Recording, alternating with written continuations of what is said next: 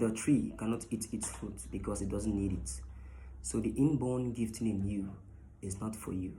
You do not need your gifting, no matter what power it contains or what wonder it irradiates.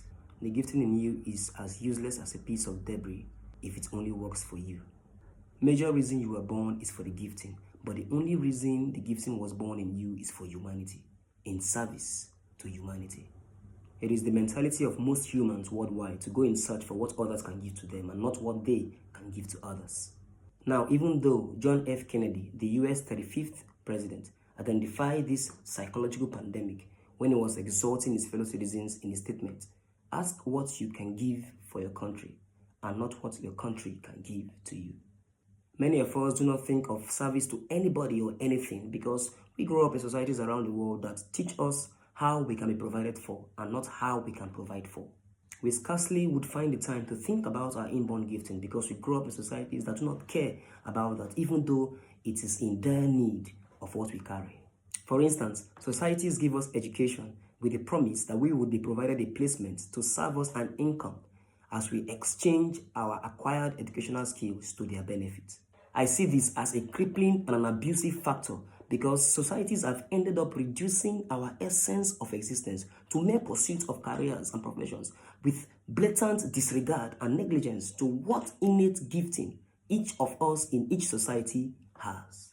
Now, everyone has been placed on the search for money. It is a frantic frenzy. It is survival mode activated for everybody. Everyone is in pursuit of money and not the discovery of their gifting. It's been money, money, money.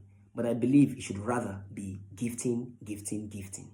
I fault this pattern of living because if the panacea to all of our problems in existence in life is in the amassing of so much wealth, so much money, then why do we find among the camp of the wealthy people committing suicide? Why are we surrounded by so many examples of wealthy people who are living in depression and in despair? If the search for money was the panacea to all our proliferous problems, then why do we still have lots of issues emanating from the camp of the wealthy?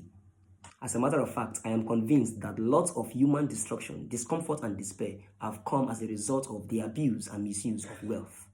Well, I do not describe as evil our quest for or search of money.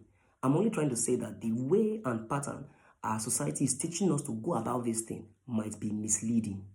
We are looking for wealth everywhere else except in ourselves. Money found outside, no matter the amount, can never satisfy us or meet our needs. Assets built from outside never brings to us the kind of peace and fulfillment our heart craves for and deserves. But wealth found in us, assets built from the inside of our being through the drawing from the well of our gifting, bring not only comfort to our physical lives, but fulfillment and satisfaction to our soul and our spirits. This inner satisfaction should be our ultimate goal and pursuit in life, and not merely the pursuit of money as our only reason for existence on earth. I say this because the wealth we generate from our gifting in service to humanity will outlast our time on earth, even beyond our graves. I am convinced that in all of your search for wealth in this world, you will never find as much amount as are locked in your God-given gifting. No gold reserve is as rich as the reserves of your gifting. And whatever wealth we can find in our gifting is in service to humanity. It is in meeting needs assigned to our gifting that we generate the kind of wealth that goes beyond our imagination. I mean, think about it. The more needs we meet, the more well-off we live. Imagine that all over the world, the same amount of energy we are putting in search for money, we are rather putting it in the search for our gifting, in service to humanity, in meeting needs. How much could we have saved ourselves from all the troubles that come in the search for money? And how much could we have blessed our souls with all the satisfaction our gifting can give? Our true wealth is trapped in our gifting. Our gifting is hidden away in our purpose, and our purpose is meant to serve humanity.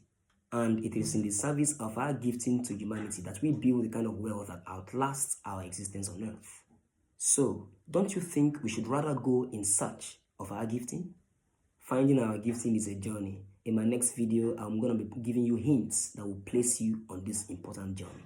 In the meanwhile, I hope that the lesson shared in this video can make you find some time, some moment to reflect and think about it.